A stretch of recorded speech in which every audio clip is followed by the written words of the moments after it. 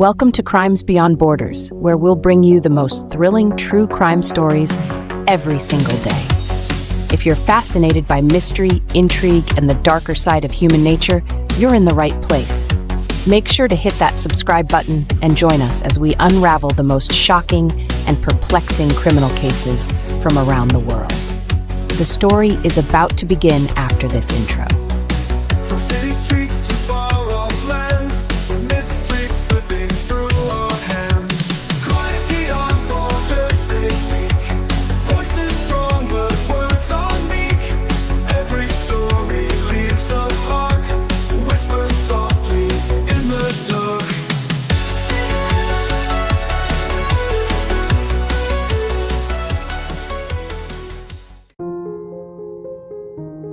Our stories at first are made for ourselves, to comfort us, to help us sleep, and to learn. Along the way, they become a part of our journey, teaching us English and fueling our passion for true crime. So, listen carefully, and if you're about to sleep, close your eyes. Let's begin.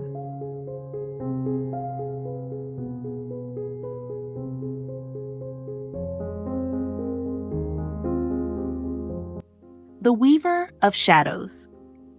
There is a moment, a brief instant suspended in time, where the world holds its breath. That is where he thrived, in that liminal space where sound and movement pause, waiting for something to happen. Marcus, or so he called himself for now, knew these moments well. They were his companions, lingering just out of reach until summoned by the quiet violence of his plans.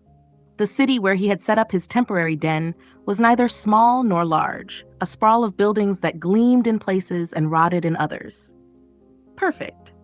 Here he was, another passing figure on the edge of sight. Marcus moved with a patience that most mistook for passivity, but it was anything but. He was a spider spinning threads, each one deliberate, delicate, binding everything in an invisible web that only he could see. The cold, sterile apartment he rented overlooked a narrow alleyway that sliced between two rows of three-story buildings. The view wasn't much, just brick and shadow, but it was enough. From there he could see her, Claire, 28, editor at a local magazine, fiercely independent. She lived on the second floor across from him, her windows often open to let in the cool night breeze. The seeds of obsession. He first noticed her in a cafe, where he spent long afternoons watching people slip in and out, weaving their stories and secrets between sips of coffee. Claire had been there, head bent over a notebook, one hand absently stirring her drink while the other scribbled notes in her looping handwriting. Something about the way she ignored the world around her piqued his interest. It wasn't beauty that drew him in, nor was it anything as trite as loneliness. It was the aura she projected, as though she moved through life untouched by its grimy undercurrent. It was a defiance he couldn't ignore. He followed her, always from a distance, until the outlines of her life became clear. Work at the magazine from 9 to 5, a yoga class on Wednesdays, grocery shopping on Saturdays, and an evening routine that involved wine and whatever book had caught her attention that week. It was so normal. The simplicity of it infuriated him, as if she were daring the world to taint her sanctuary. He intended to do just that. Preparation. The old factory on the outskirts of town was his workshop. Rusting machines stood like forgotten sentinels, and shards of glass from broken windows littered the floor. It was here he brought his tools, laid out with the precision of a surgeon. Each blade, each coil of rope, and each syringe had a purpose, rehearsed in his mind until it was second nature. He didn't kill indiscriminately. That was sloppy, reckless. His work was an art, carefully orchestrated, a symphony of control and chaos. He spent weeks studying her habits, noting when she left her apartment and when she returned. When she forgot to close her curtains at night, he would catch a glimpse of her pacing as she took a phone call, or curled up on her couch, bathed in the soft glow of her lamp. He imagined what she was thinking, what her voice sounded like in moments of vulnerability. But this wasn't fantasy. It was reconnaissance. The nightfall. The chosen night was clear and moonless, the kind where even the stars seemed to hide. Marcus dressed in black, from the soft-soled shoes that absorbed his footsteps to the gloves that hugged his fingers like a second skin. He walked the route he had mapped out so many times before, each step calculated to avoid cameras and the watchful eyes of late-night dog walkers. The city around him buzzed with life, oblivious to the predator threading its veins. Claire's building was old, the type that hadn't yet adopted the false sense of security offered by digital locks and intercoms. A worn brass key, one of many Marcus had collected through years of practice, clicked into place with barely a whisper. The hallway smelled of dust and faint perfume, a scent that lingered around her door. He paused, fingers brushing the polished wood before sliding into his pocket for the slender tool that would undo the simple lock. A faint click, and he was in. The apartment was still, the only sound the muted hum of the city outside. His eyes adjusted to the dark, tracing the silhouette of her sofa, the books stacked haphazardly on the coffee table, and the framed photographs that lined the walls. He moved through the space without disturbing anything, a shadow slipping past objects as if he'd always belonged there. Claire's breathing reached him first, the soft, rhythmic sound that anchored him to the reality of what he was about to do. He stood in the doorway of her bedroom, watching as she shifted in her sleep, one arm curled around a pillow.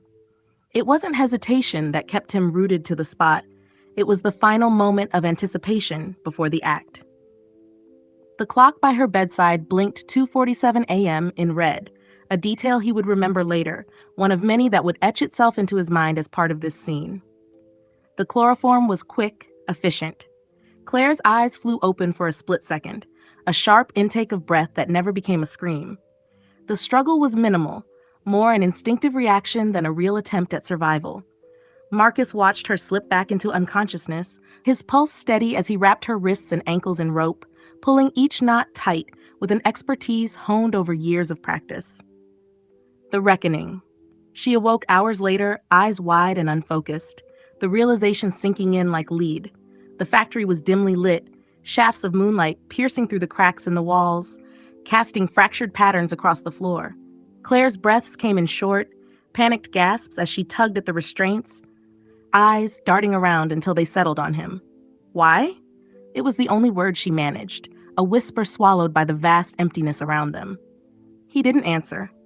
There were no words that could capture the twisted amalgam of control, compulsion, and curiosity that drove him. This moment was about watching, understanding the shift from denial to fear, and finally to the quiet acceptance that came at the end. He leaned closer, watching as her pupils dilated, her pulse visibly racing at the base of her neck. The minutes stretched, a taut string that hummed with unspoken tension. Marcus's mind cataloged each reaction. The tremble in her fingers, the way her breath quickened and then slowed, the tear that traced a slow line down her cheek. He stood back, letting the silence wrap around them deep and suffocating. And then the final act. The blade was cold, reflecting the pale moonlight as it hovered above her skin. The cut was shallow at first, a test, an introduction. Claire's body tensed, a strangled sound caught in her throat, but she didn't break. Marcus felt a surge of something close to respect. It was always more interesting when they fought against the inevitability. He worked methodically, each action deliberate, a dance choreographed to the sound of her ragged breathing and the distant hum of the city that remained blissfully unaware. When her eyes finally closed, it wasn't sudden. It was the slow descent into darkness, the body surrendering its last fight. The aftermath. The sun had begun to rise by the time he finished cleaning the scene, wiping away the remnants of his presence with the efficiency of someone who had done this many times before. Claire's body was left in a tableau designed to confuse and unsettle. The city's detectives would find themselves lost in dead ends and theories that led nowhere. To them, it would be a riddle, a story told in fragments, missing its most crucial pieces. Marcus walked out of the factory as the first rays of dawn stretched across the sky, soft pinks and oranges that seemed almost mocking. He watched as the streets began to stir, early commuters and street vendors unaware of the dark secret that now resided in their midst. He returned to his apartment, shedding his gloves and shoes, washing away the traces of the night until he was just Marcus again. A face in the crowd, a quiet man who nodded at neighbors and blended seamlessly into the background. But inside, he carried the night with him, the echo of Claire's last breath resonating in the hollow chambers of his being. He sat by the window, eyes tracing the alley below, already thinking of what would come next. The hunger would return, as it always did, gnawing at him until another name, another life, became the center of his web, and when it did, he would be ready, because in the silence, he was the master of all things. The story has come to an end, but stay relaxed. If you feel yourself drifting off to sleep, just let the video play and enjoy the soothing music in the background. Let it guide you gently into rest. We'll be here, bringing you more stories every night. Sleep well, and see you tomorrow at 8 p.m. It whispers, cities asleep, mystery in the air, it seeps. Flickering lamps dimly glow, secrets hidden where few will go. In the half-light, truth begins to show. Unseen forces pull and tow. Windows shut, curtains drawn tight. Lonely figures melt in the night. Echoes fade out of sight. Moonlight bathes the world in fright. Ticking clocks, relentless sound. Time slips when danger's around. In the shadows, lost and found. Haunting silence so profound. Flickering lamps dimly glow. Secrets hidden where few will go. In the half-light, truth begins to show. Unseen forces pull and tow. Windows shut, curtains drawn tight. Lonely figures melt in the night. Echoes fade out of sight. Moonlight bathes the world in fright. Taking coasters on crumbling